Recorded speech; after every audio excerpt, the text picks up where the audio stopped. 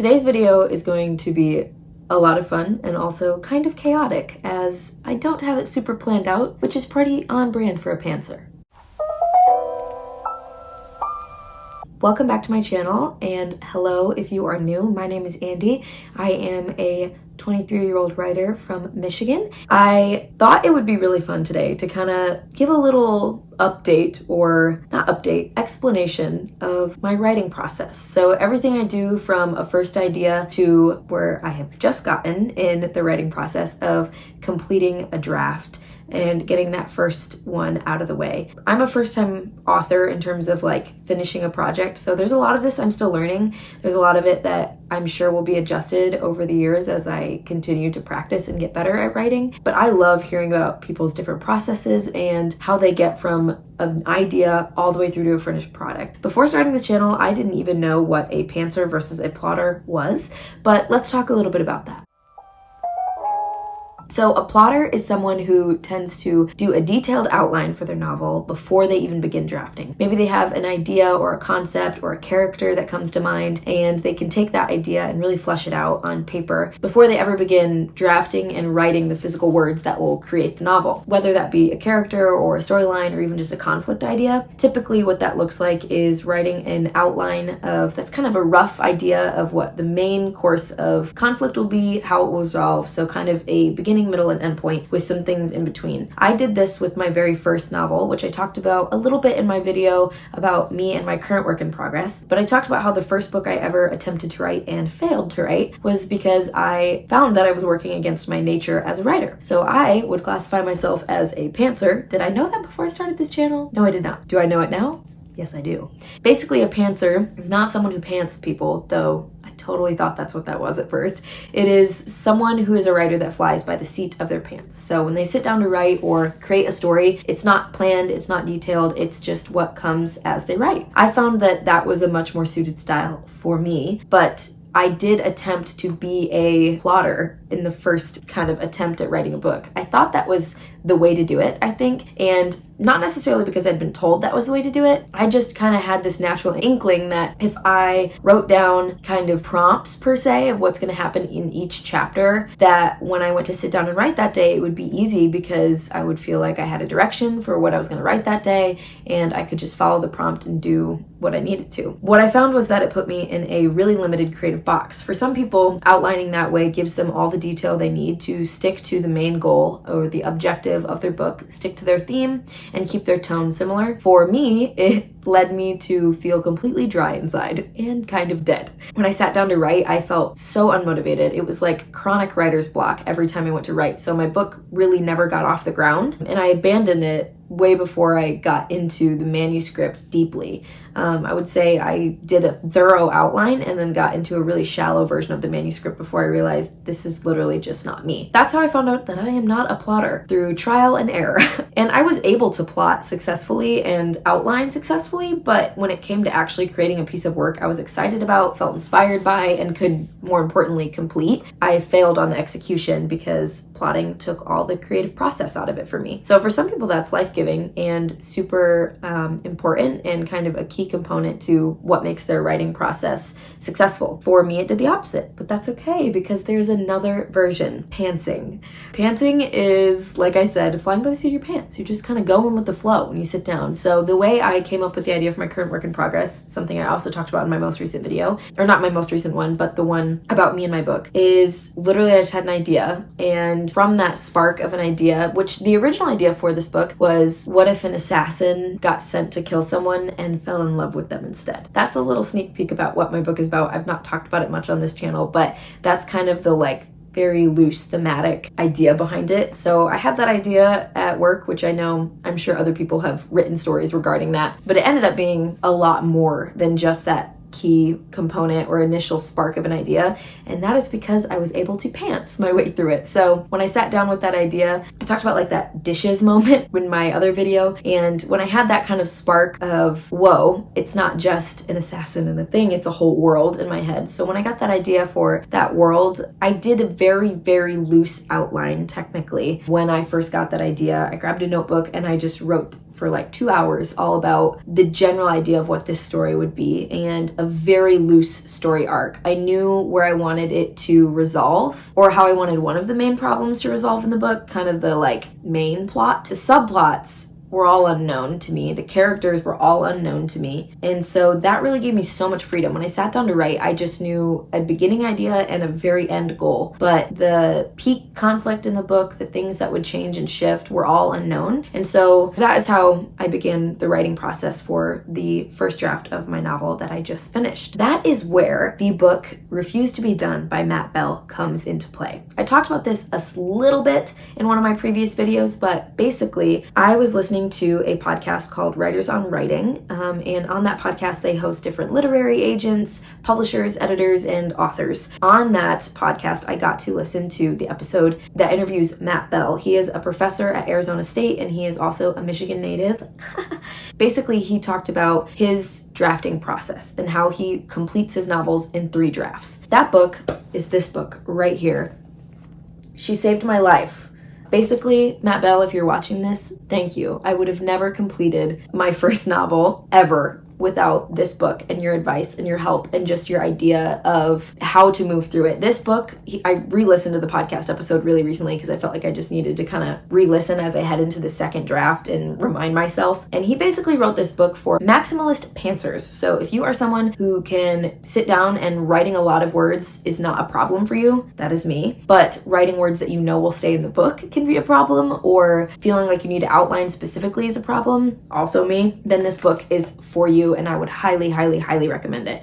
It's obviously not a dense read. I felt like I was reading someone inside my mind. I marked this thing up like crazy the first time I read through it. Basically, he has a structure that he follows for each draft and what this purpose of each of those drafts should serve you as a writer is. So I want to talk about a little bit of those today because I have kind of adopted his structure for drafting and I plan to attempt to use it for revising with a little bit of tweaking. So the first thing that Matt talks about in this book is having your first draft be an exploratory draft.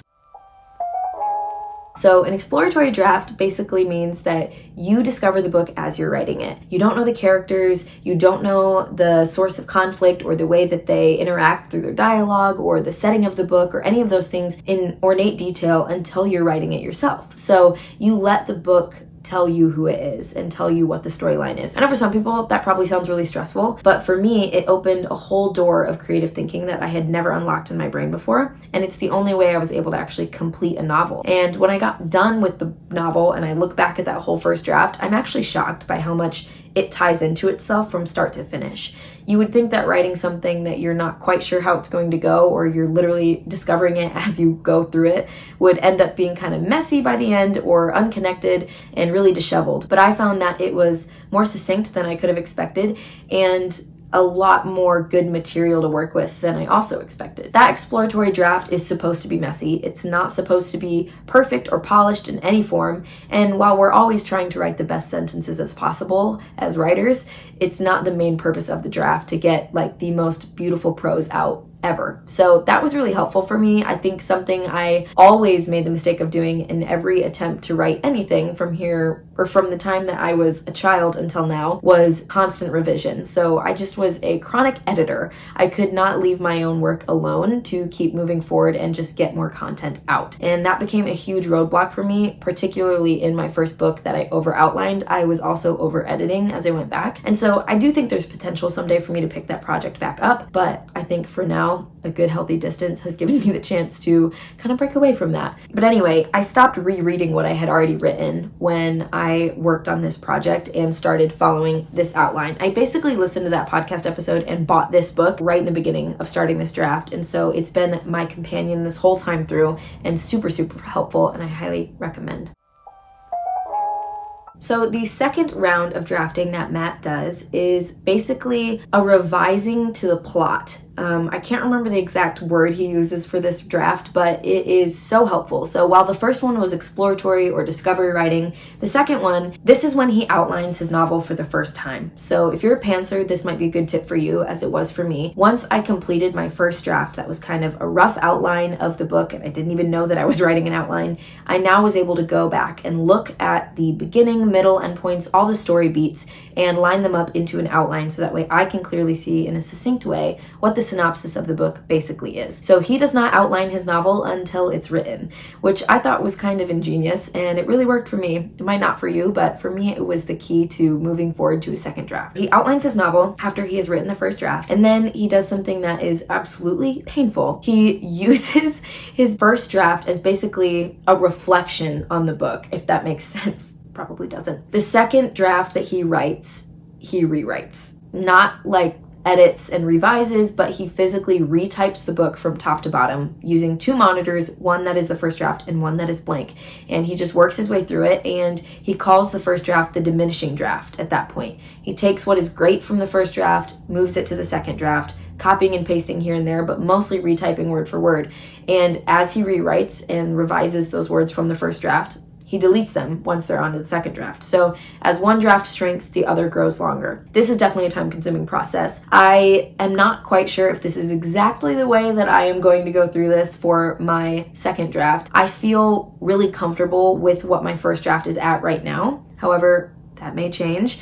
I am currently taking a pause from my first draft to get some distance from the story, so that way when I go back to revise, I have the right amount of perspective and distance and just opinion, being not so engrossed with it. Because all the writers out there know that when you're working on something and it's still unfinished and you're writing that first draft, that project is your baby. It's what you think about when you're waking up in the morning, when you're going throughout your day, when you go to bed. It's just always there in the back of your mind, trying to solve plot problems or develop your characters further and give them more depth, and what's their arc going to be, and where's the setting, and how do I picture that in my mind, and all those things are just always going on in the subconscious. And so for me, having that distance, I know that's highly recommended by a lot of writers. I am practicing that right now, and one way that I'm doing that, or forcing myself to, and I totally got this idea from Brielle Writes, so thank you, Brielle, but ordering a physical copy of my first draft to go ahead and read it for the first time through as a reader, highlight, mark up, and just get it in my hands, so that way I'm not staring at the same computer screen I've been drafting on. I think that will help me mentally feel like I'm looking at it from a different perspective. But from there, I think I'm going to use Matt's kind of idea with the outlining and going back, and basically the goal of the second draft is to fix plot problems and make the book a functioning machine. It should be able to stand alone on its own as a story